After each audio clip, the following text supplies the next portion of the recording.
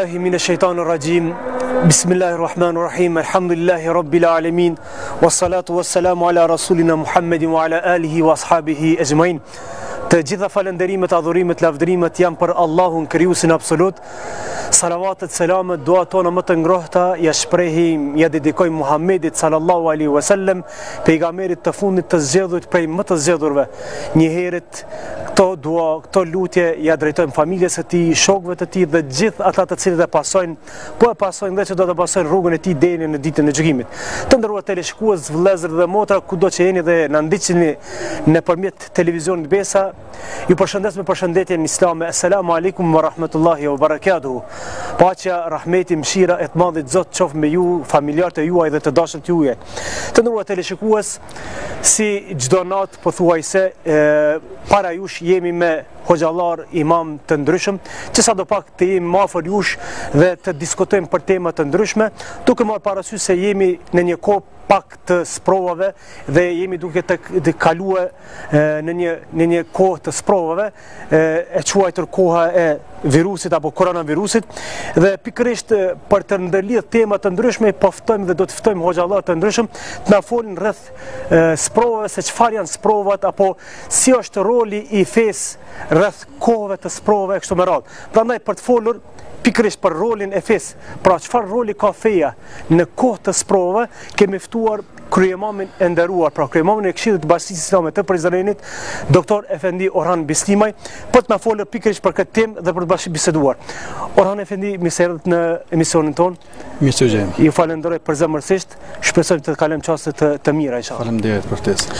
Fillimisht ne e përmendëm që populli jonë, përveç se Kosova, përveç se shtetet fqinje dhe gjithë bota është duke ballafaquar për një virusi, dhe padyshim që është kjo sprov për neve.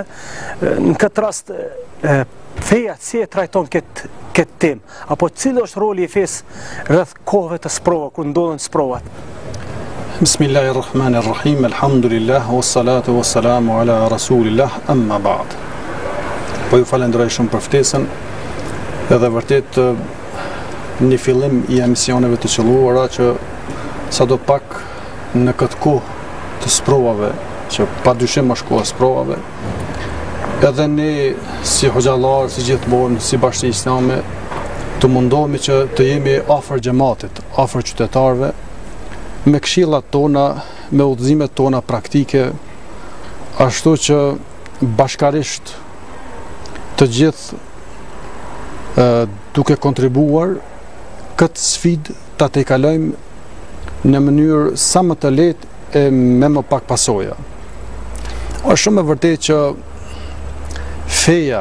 feja islame, Kur'ani, fjalët e pejgamberit alayhis salam, hadithet, na japin udhëzime se si ne duhet të sillemi në situata të tilla. Në esencë, nëse shikojmë apo nëse analizojmë se ku është roli i fesë që ka ardhur prej Allahut, çfarë është urësia që i Madhi Zot e ka zbrit Islamin për shoqërinë njerëzore në përgjithësi, sepse feja islame nuk është vetëm për muslimanët. Feja islame është për mbar shoqërinë njerëzore gjithandej globit. Por ata të cilët e përqafojnë e pranojnë fenë islame, ata quhen muslimanë. Për ndryshe mesazhi i Allahut, feja e Allahut si urtësi hyjnore ka ardhur për njerëzimin mbar, dhe në esencë është udhëzimi i njerëzve se si ata duhet të sillen në të gjitha rrethonat në jetën e përditshme. Nëse ka fe në sipërfaqen e tokës, prej shumë besimeve që njerëzit praktikojnë gjithandej nëpër botë, atëherë le ta dimë se feja islame kujdeset edhe për jetën individuale të njeriut, edhe për jetën shoqërore të njeriut, edhe për përgjegjësitë e tij publike, edhe ka zgjidhje edhe natyrës sheriatike ligjore, se si ai duhet të veprojë në rrethona të caktuara. Pra, jo rastësisht i Madhi Zot e ka quajtur Kur'anin tibyanen li kulli shay'in, qartësues, sqarues për gjithçka. Kur ndodhen sprovat, kur ndodhen fatkeqësitë natyrore, kur ndodhen sëmundjet, humbja anëtarëve të familjes, humbja pasurisë, goditjet nga më të ndryshme që njeriu në palce godisin, në shpirt. Atëherë natyrisht që njeriu do të provojë të gjejë zgjidhje, do të provojë të gjejë relaks shpirtëror, sepse na kot mund të flasim apo mund të flasim arsyes, por shpirtin këtë rast e vlon. Zjarmia mbrëmshme që zihet në shpirtin e njeriut don një korridor për me dalë jashtë. Edhe feja si asnjë teori tjetër i flet shpirtit njeriut. Të gjitha udhëzimet prej natyrave të tjera të diturive edhe shkencore në përgjithësi profane nuk mund të zavancojnë dot rolin e fesë, sidomos në rrethonat kur njeriu ka një lloj presioni shpirtëror, të mos e quajë një lloj depresioni. Apo ka një lloj frike, siç është rasti tash për shembull me këtë sprovën e COVID-19 që po quhet si koronavirusi, virusi korona. Dashje pa dashje ka mbjell një frikë, sepse ne po dim që një lloj pandemie që është shpërfaq gjithandej nëpër botë, po merr jetat e njerëzve. E po çfarë duhet bëjmë na si musliman në këtë rast? Çfarë qëndrimi të mbajmë? A duhet të kalojmë në depresion edhe asisoji ta presim këtë sëmundje apo këtë fazë, këtë sprovë? Absolutisht jo. E po feja jep leksione adekuate, jep udhëzime adekuate, i flet shpirtit. Në që shpirti duke u bazuar në mësimet e fesë, në mësimet e Allahut në Kur'an, në mësimet e pejgamberit alayhi salatu wasalam për hadithe, e ka një farë porte kundër frikës, kundër depresionit. Unë një ditë e shkrova në këtë Facebookun, në atë moment kur mendja ngulitët, njëri duhet të thotë vetvetes zgjohu. Të mos e lë vetveten ashtu mendjen e ngulitur, sepse në ato momente mbasi është duke i ndjekur leksionet e frikës. E kur i ndjek leksionet e frikës, sikur njeriu kalon në rrugë të depresionit. E depresioni e dobëson sistemin imunitar të individit, atë që e kemi armë kundër koronavirusit, kundër sëmundjeve, kundër çdo gjë tjetër që neve mund na godas në shpirtit, na shkatrojë edhe në trupin tonë. Roli i fesë është i pashmangshëm, sepse nuk mund të zavazohet dot me asnjë leksion tjetër. S'mund ta shëroj asgjë tjetër për askush s'mund, vetëm nëse i përsjatim këshillat e Allahut, o bashir sabirin. Jep ju si hariç, për shembull Allahu flet, do t'ju sprovojmë me frikë, me humbje pasurisë, me sëmundje, me vdekje të anëtarëve të familjes, por në fund na thot o bashir sabirin. Përgëzoj o Muhammed alayhi salam ata të cilët bëjnë ballë e bëjnë sabrën si prova. Durimtarët. Por mbas janë fjala jo për ata të cilët nuk janë me Allahun, por ata të cilët janë me Allahun gjithmonë. Ata që janë me Zotin gjithmonë në çdo moment, prej mëngjesit e deri në mbrëmje, në shpirtin e tyre ka një ëmbëltim. Të ata edhe Allahu thot në Kur'an, ela inna awliyaullahi, të dashët e Allahut, la khawfun alejhim wala hum yahzanun. Nuk kanë frikë e as nuk kanë pse të pikëllohen. Ata që janë gjithmonë me Allahun, ata që në shpirtat e tyre ushqen një dashuri për Allahun, në zemrat e tyre, në trupin e tyre, në shpirtin e tyre, nuk kanë frikë, ata nuk njohin frikë. Pse? Pse nuk njohin frikë? Se i madhi Zot na ka thonë Kur'an qartë. Ma asabe min musibetin, gjithçka që ju godet juve për sprovave, qoftë në sipërfaqen e tokës, qoftë në vetveten e juaj, gjithçka që ndodh për sprovave në sipërfaqen e tokës dhe në vetveten e juaj, nuk mund të ndodhë pa qenë illa fi kitabin min qabli an nabraha, përveç që është evidentuar në libër tek Allahu para se kjo të ndodhë. E kjo për Allahun është jesir, është e lehtë. Edhe kjo që po na ndodh, kjo veç që është evidentuar, kjo sprovë tek i madhi Zot. Madhi Zot e ka ditë. Para se të ndodhte një gjë e tillë. Por Allahu po thot pse? Pse?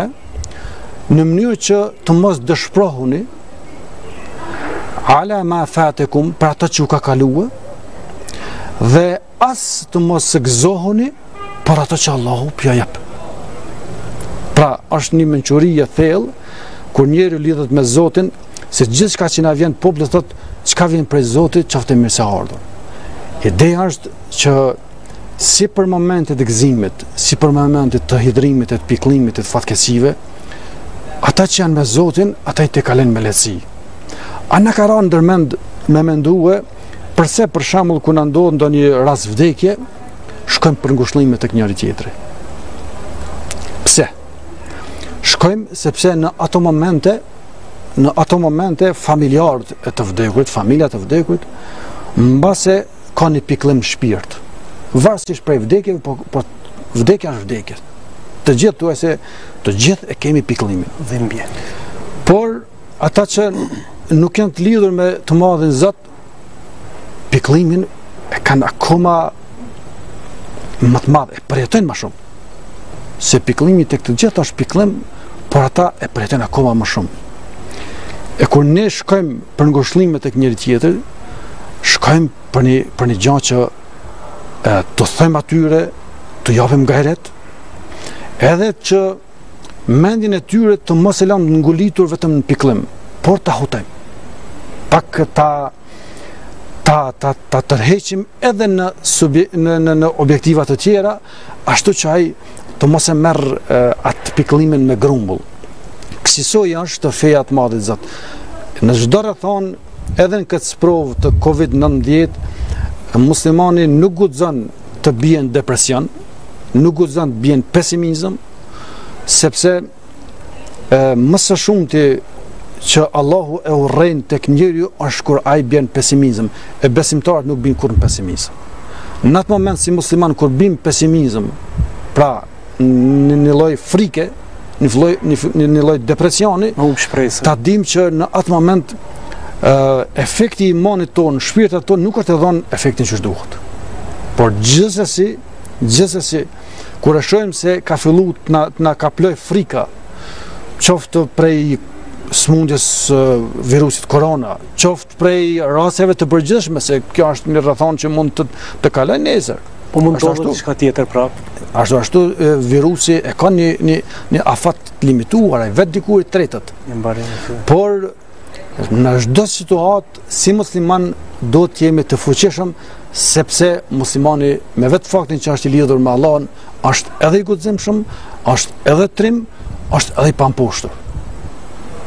Të gjitha këto janë elementet dhe tipareve të shpirtit të njerëzit. Pra shpirti i muslimanit është i pamposhtur.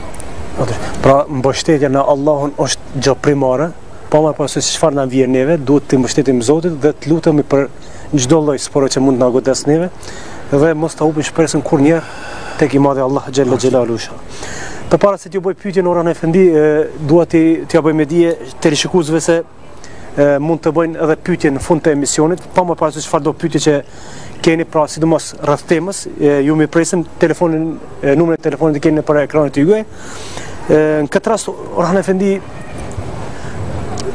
është një sprovë dhe jemi duke përjetuar këtë dhe kemi ndëgjuar qoftë nga anët e mediave, portaleve, rrjeteve sociale se Bashkia Islame, pra Bashkia Islame e Republikës së Kosovës i ka marrë disa masa rreth këtij virusi. Pra ju si kryeimam i Këshillit Bashkisë Islame, çfarë mund të na flitni pak më tepër rreth kësaj? Është e vërtetë, tash ne si Këshilli i Bashkisë Islame këtu në prezent, po dhe të gjithë këshillat nëpër terren, kemi pranuar një vendim që përmban disa pika që ne duhet të përmbahemi, po dhe disa rekomandime të cilat mbase është mirë që xhamati të përmbahet. Dhe po Po më vjen shumë mirë që këtë emision e kemi filluar në kohën e akşamit. Ezani thirrri dhe në momentin që thirr ezani është një pikë e shpresës, e optimizmit në këtë kohë kur qytetarët gjithandej në Kosovë dhe në rajon edhe në botë po përballen me një dozë të frikës. Ezani aty ku thirret, aty ku jetë edhe është simbol se nuk është e paralizuar gjithçka, por është shpresa, është fryma optimiste që akoma edhe do të mbizotëroj gjithmonë në këtë vend. Bashkia Islame e Republikës Kosovës në krye me Miftiu Naim Efendi Tërnava ka lëshuar një vendim që na ka udhëzuar neve se si të sillemi, si të veprojmë në këtë kohë të provës COVID-19 koronavirusit. E një për atyre udhëzimeve është që është pezulluar përkohësisht falja organizuar me xhamat në xhami, por nuk është pezulluar thirrja e azanit në xhamitë e Kosovës, në këtë rast edhe në Këshillin e Bashkisë Islame të Prizrenit. Pra, është pezulluar falja namazit me xhamat si masë preventive për të ikur grumbullimit të njerëzve me që bëhet fjalë për një virus, për një smundje, për një grip, ta quajmë që transmetohet në rrugë fizike dhe në rrugë ajrore.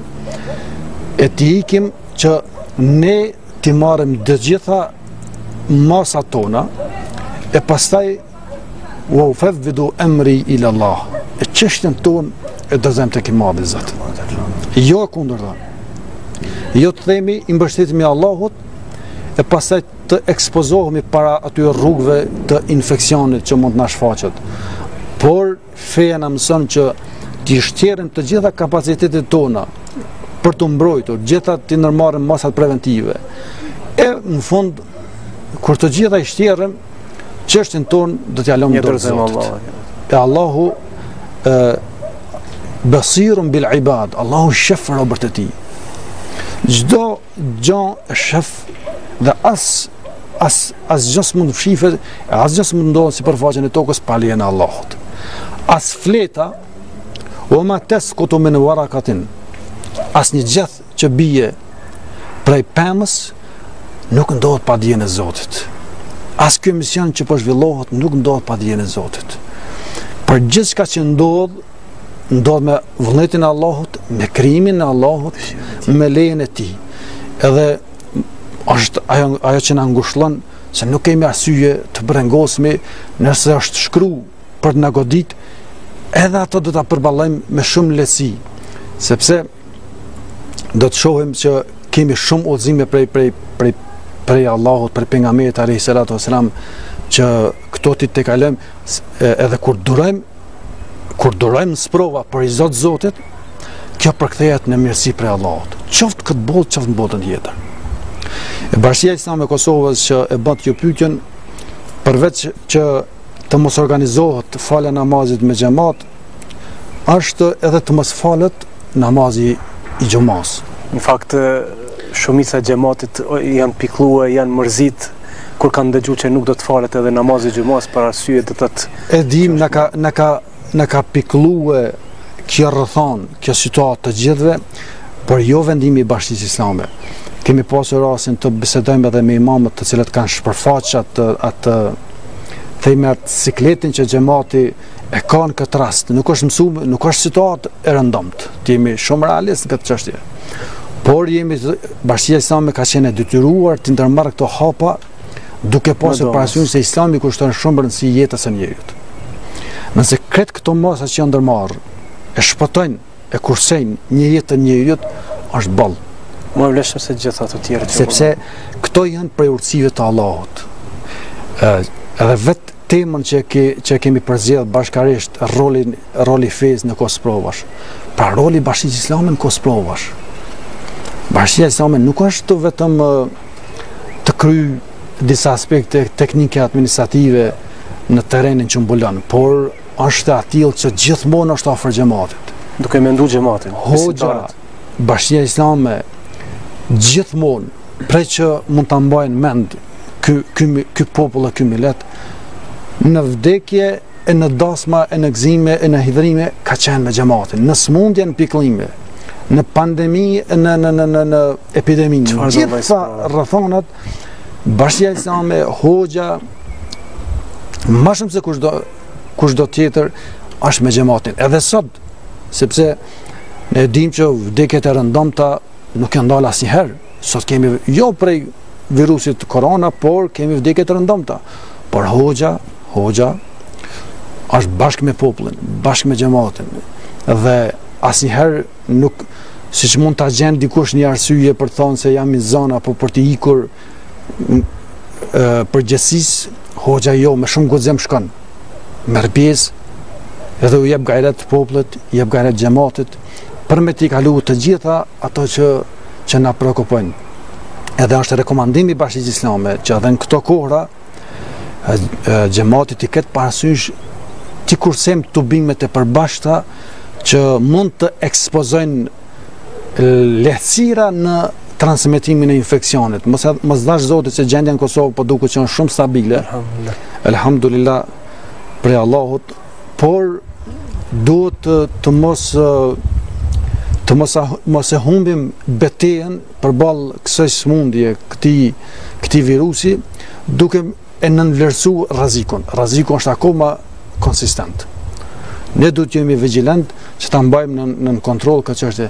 Prandaj Bashkia Islame ka ndërmarrë një prej atyre pikave që Bashkia Islame e ka ndërmarrë si vendim në bashkëpunim edhe me institucionet shtetërore, shëndetësore, është dezinfektimi i xhamive nëpër Kosovë edhe Këshilli i Bashkisë Islame i Prizrenit tashmë i është afruar përfundimit të dezinfektimit të gjitha xhamive në komunën e Prizrenit. Që ekzistojnë fshatra dhe në qytet. Në qytet dhe fshatra, qyteti është kryer tash një pjesë e konsiderueshme edhe e fshatrave, që do thotë bëhen fjalë se veç mbi 60 xhami janë dezinfektuar nga ekspertët e fushës, që ta ndërmarrim edhe këtë veprim dhe duhet ta falenderojmë xhamatin që participon në mbulimin e shpenzimeve, se shpenzimet për dezinfektimin janë duke u bën direkt prej xhamatit, por edhe firma Daystar ishte ajo që ka ofruar dezinfektimin me një pagesë shumë minimale, vetëm shumë lehtë, me shpenzime të punëtorit edhe disa gjërave që janë nevojshme, për ndryshe nuk ka marrë parasysh atë çmimin real sa do duhej për një shërbim të tillë. Po falenderojmë edhe publikisht për këtë shërbim që po na ofron. Po dhe Bashkia Islame e Kosovës me Ftiju Tërnava ka ndërmarrë veprimin që të pezullohet edhe mësimi në mekteb. Pra ne dim që filluam, pra mbajtëm orën e parë të shtunën me 7 mars. Me një numër rekord. Me një numër shumë të madh prej nxënësve, prej fëmijëve, mirë po ndodhi kjo që ka na ndodhi për të gjithë dhe u detyruam që bashkë me ndërprerjen e procesit edukativ arsimor në shkollat publike, edhe ne ta ndërpresim me që mosha e nxënësve të mektebit është ekuivalente me ato të shkollave. Prandaj e kemi ndërprer dhe me kismet Zotit do ta vazhdojmë këto në atë kohë kur do të paraqiten rrethonat e favorshme dhe instruksionet adekuate për institucioneve shtetërore dhe të gjithsesi të Bashkisë Islame të Kosovës. Shpresojmë që sa më parë të kaloj kjo sprovë dhe edhe imamët edhe prindet e fëmijëve të cilët me një dashuri të madhe i kanë dërguar tek imamët që të mësojnë përveç se mësimet shkollore, ata kanë pas dëshirë të madhe të i dërgojnë tek imamët, tek hoxhallarët që të mësojnë edhe mësim besimin. Po ja që na ndodhi kjo ndodhi, ne do të bëjmë sabër, po me siguri imamët, hoxhallarët, ju si kryimam i Këshillit të Bashkisë Islame, po i gjithë stafi i Këshillit të Bashkisë Islame në prezent, prapë do të punoj rreth kësaj pune dhe do të filloj prapë mësim besimi me ktebi që është pothuajse ndoshta keni folur edhe më herët në programe të ndryshme, keni treguar rëndësinë se çfarë ka mektebi. Shpresojmë që inshallah do të fillojmë inshallah, shpresojmë të normalizohet gjendja edhe me shumë kënaqësi, se një prej brengave që kemi si Këshilli i Bashkisë Islame i Prizrenit ka qenë ndërprerja me fëmijët e mektebit, për faktin se ishte ora parë që filluam. Dhe me padurim e presim që t'i kthehemi përsëri me ktebet edhe me izin të Allahut, edhe kjo fazë është kalimtare, do të normalizohen gjërat dhe ne do t'i kthehemi fuqishëm. Orhan Efendi, ju pak a shumë e përmend që domethënë disa rekomandime, disa vendime që i ka marrë Bashkia Islame, unë desha të ndërhyj këtu se çdo gjë që kanë marrë sipas duke bazuar apo duke konkretizuar punën e tyre me fjalët e pejgamberit alayhis salam, do të thotë kur ndodh ndonjë fatkeqësi apo ndonjë epidemi apo ndonjë lloj si virusi këtu, do thotë nëse jeni në një vend ku ka ndodh ose fjala e pejgamberit selam, ku ka ndodh ajo epidemi që mos është e vërtetë tash janë këshillat të pejgamberit alayhis salam, subhanallah.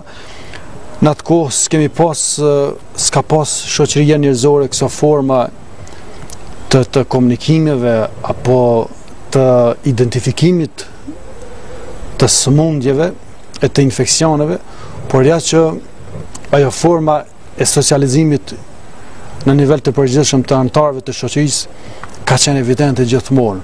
Edhe xhamitë kanë pas këtë rol. Përmes xhamive, përmes ditës së xumë, janë udhëzuar njerëzit se si të veprojnë përballë sfidave, përballë organizimeve të ndryshme, ndërshoqërore kështu me radhë.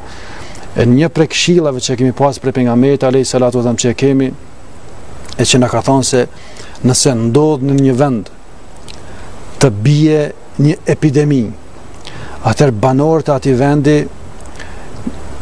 nuk duhet të lëvizin në vendet të tjera në mënyrë që të mos e bartin këtë infeksion tek të tjerët. Pra të kujdesen për shëndetin e të tjerëve.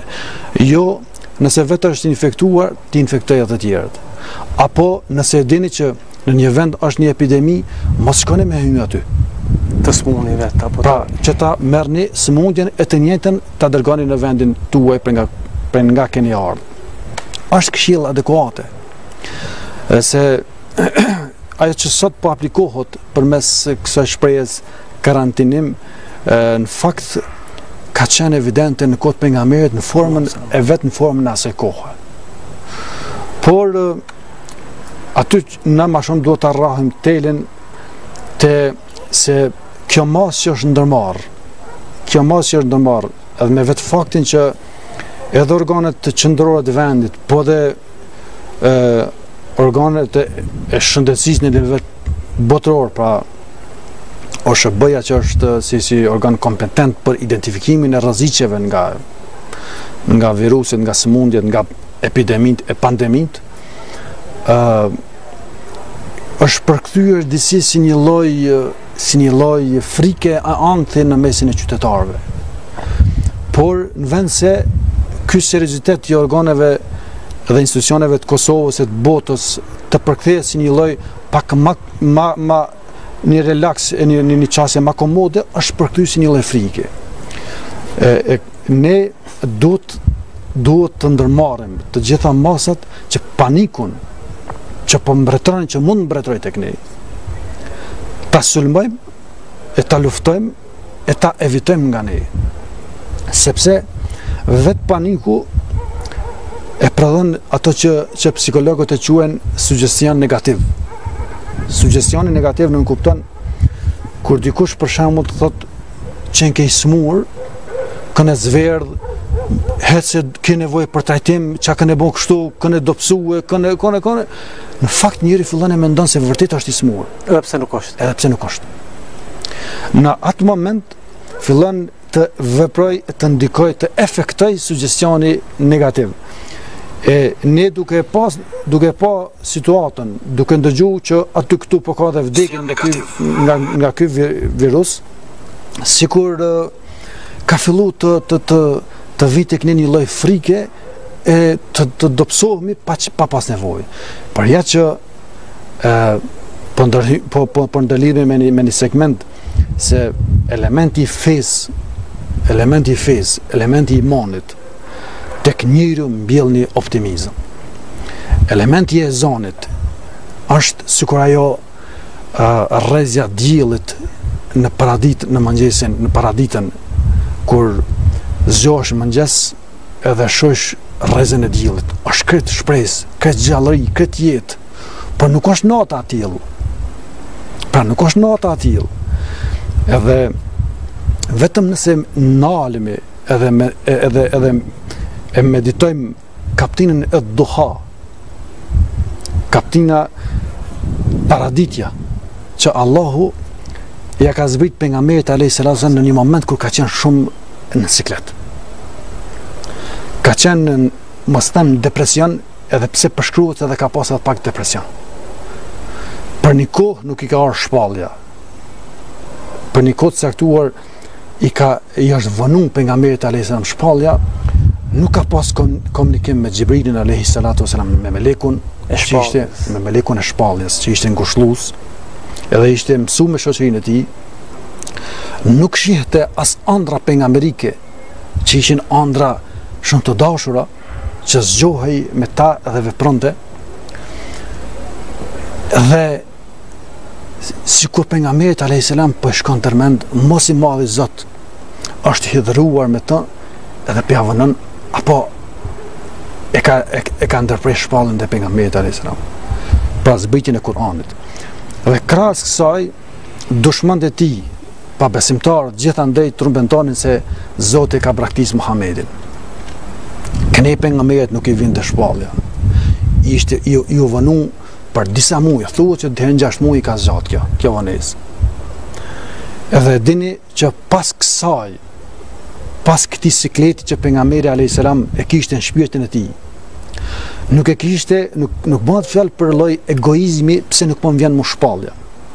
Por ishte fjala për raportin e tij me Allahun. Mos ndoshta dikun ka gabuar e që i madhi Zot është hidhruar me pejgamberin e ja ka ndërprer shpallën. Ishte i dëshpëruar. Këtu kishte sikletin pejgamberi alayhis salam. Edhe mas kësaj periudhe të errët, e gjatë, e sikletshme, nuk po i tham depresive, se pejgamberi alayhis salam nuk ka hinë depresion, por ka pas breng, po i vjen kaptina wadduha, pasha paraditën. Allahu po betohet pasha paraditën. Wal lejli idha saja ma wadda'aka rabbuka wa ma qala. Allahu po i vjen pasha paraditën, pasha natën që me errësirën e saj mbulon gjithçka. E Allahu e Zoti yt as nuk ka braktis e as nuk do të lëtë vetëm. Allahu po ja thot këto fjalë pejgamberit alayhis salatu wasalam. Po pse i tha wadduha edhe wal lejli idha saja? Wadduha sepse shkëndija mëngjesit është optimizëm, është jetë, është gjallëri. Sikur e zoni që është gjallëri. Edhe ne kur po zgjohemi në mëngjes, po shohim që është gjallëri. Sikur po harrojmë edhe Covid-19 virusin korona. Po harrojmë. Edhe pse rreziku është permanent e konsistent. Pse? Se vet ajo shkëlqësia e diellit në atë paradite e ka gjallërinë vet. Edhe kjo gjallëri po transmetohet drejt për drejt në shpirtin tonë. Edhe e errësira që Allah po thot pasha paraditën dhe pasha natën. Errësira e mbulon gjithçka, edhe për atë kohë, për një kohë caktuar, pejgamberi alayhis salatu wasalam ishte në një lloj stresi, në lloj pikëllimi të madh, sepse njerëzit në mbrëmje binë edhe ata të cilët kanë stres e pikëllim shumë vështirë e kalojnë natën. Shumë vështirë me kalojnë natën. Nuk e kanë vështirë me kalu ditën, por e kanë shumë vështirë me kalu natën.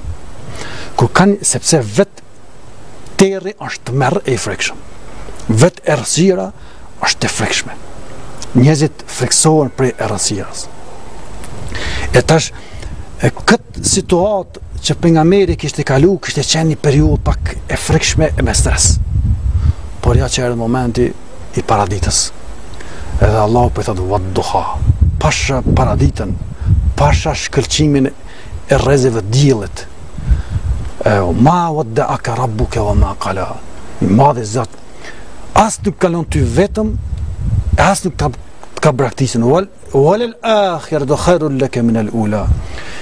e kiameti, e dita, e bota tjetër që do të vinje, ka me qenë ma mirë për ty se sa kjo botë.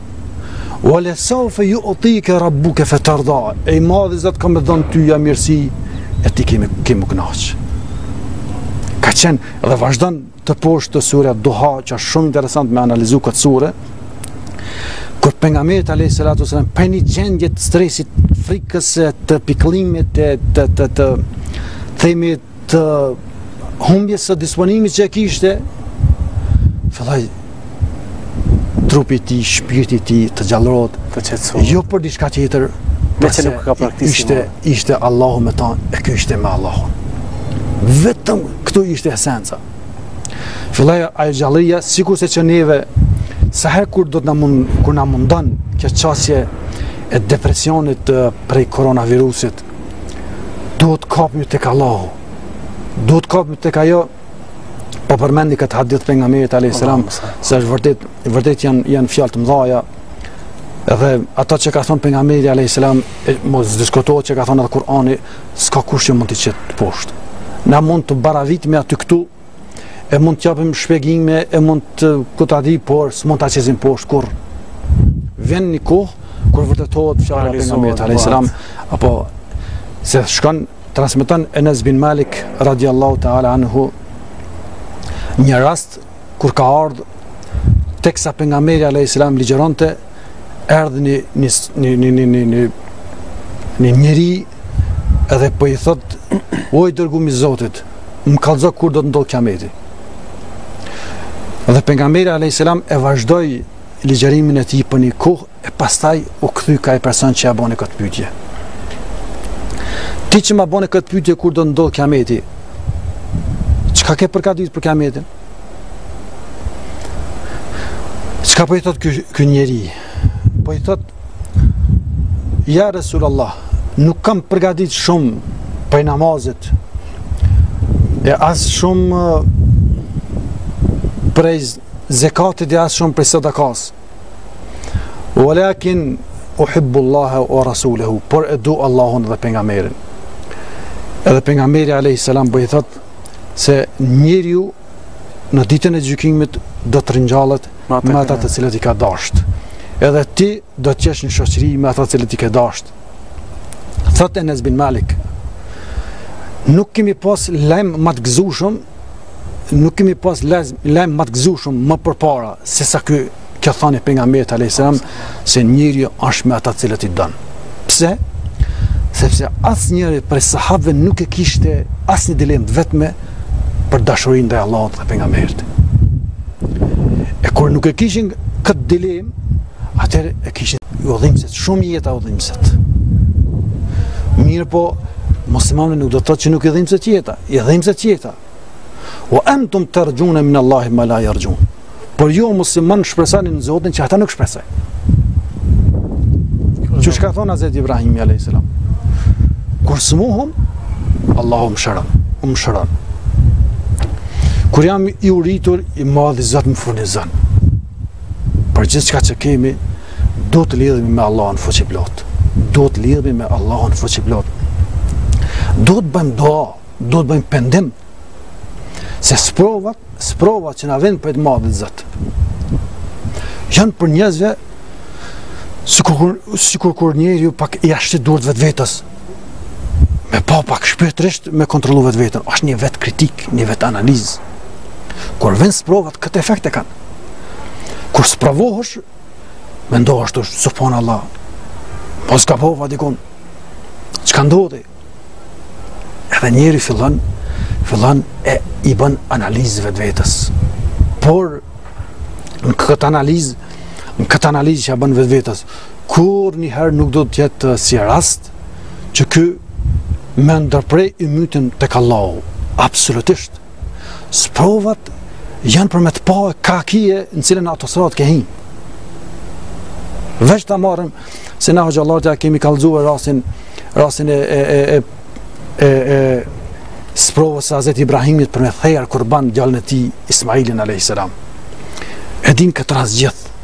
Po veçëm në këto rrethana të tërheqim një paralele. Na e dim është urdhëruar Hazreti Ibrahimi me bë kurban djalin e tij. A ka sprovë më të madhe? Absolut jo. Nuk ka sprovë më të madhe. A din kur I ka ndodhur kjo? Falemma belaghahu sa'ya, kur Hazreti Ismaili alayhis salam e ka arrit një kohë që filloi minimu babas vet. Hazreti Ismaili alayhis salam u rrit, u boni djalash, edhe filloi me angjit dorën babas vet që kishte shumë nevojë për ndihmën e tij. Në qatë kohë, kur akoma ishte djalash, se ja buneje, o djalim, o djalosh jem, në qatë kohë kur ishte akoma djalash, do më tonë tek ne mund tjetë periuda e shkollës fillore, apo e mesme ullë që po quhet. Ajo prej klasës parë dhe në klasën e 9.